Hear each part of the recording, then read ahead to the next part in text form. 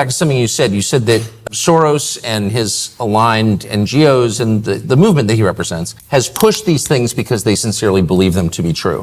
But they haven't pushed them on any nation outside the West. No one is pushing China to let in 1 million or 10 million relative to its size migrants a year, or India, or for that matter, Korea or Japan or the Philippines or any other country. It's only Western countries.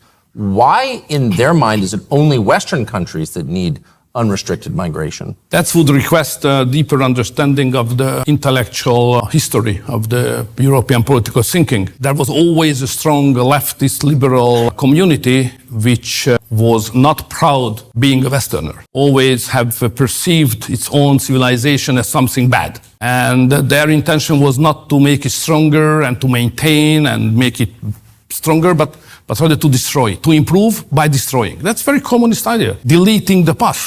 That was always the communist idea. So they don't like the West, they don't like their nation. Sometimes they are ashamed to belong to a nation because they think that nation is a bad thing.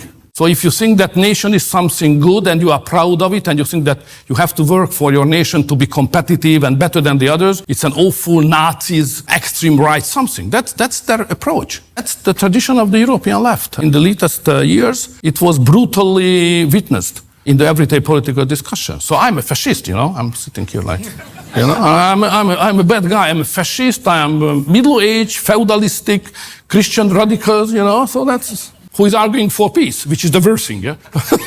That's absurd, may I say.